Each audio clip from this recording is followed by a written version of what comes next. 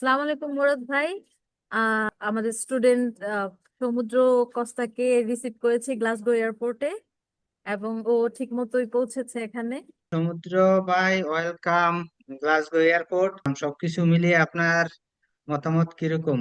এখন কিরকম যাচ্ছে আপনার, বলেন। তো সর্বপ্রথম ধন্যবাদ জানাই সৃষ্টিকর্তাকে যে আজকে এই সুন্দর দিনে সুন্দরভাবে আমি আমার গন্তব্যস্থানে পৌঁছতে পেরেছি। সেই ইউনিলিঙ্ক কনসালটেন্সির সাথে আমার প্রথম পরিচয় হয়েছে আমার দিদি এনিদির মাধ্যমে। তো তিনি আমাকে বলেছেন এই এই কনসালটেন্সির সাথে যোগাযোগ করতে।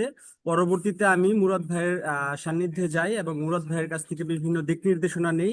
দিক নির্দেশনা নেওয়ার পর মুরাদ ভাই আমাকে যেইভাবে বলেছে আমি সেইভাবে আমার ফাইলগুলো জমা জমা দিয়েছি, ডকুমেন্টস গুলো। এর পরবর্তীতে আমাদের কনসালটেন্সিদের পক্ষ থেকে ইউকেভিআই ইন্টারভিউ প্রিপারেশনের জন্য আমাদের ইসমাইল স্যার রয়েছেন।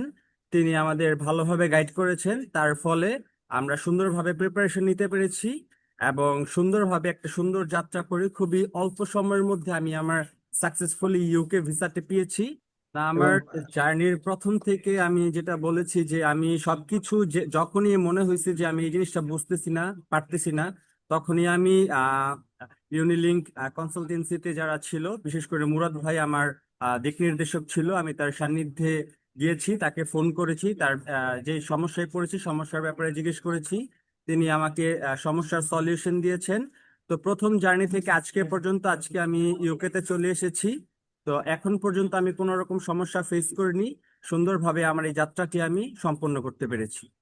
ইউকে ভিসা পাওয়ার পর পরবর্তীতেও আমার অ্যাকোমোডেশন থেকে শুরু করে আমার ফ্লাইট বুকিং এর যত আমার দরকার প্রয়োজনীয় ছিল, সার্বক্ষণিক এই কনসালটেন্সি, মুরাদ ভাই, এনি দিদি, ইসমাইল স্যার আমাকে সহযোগিতা করেছেন।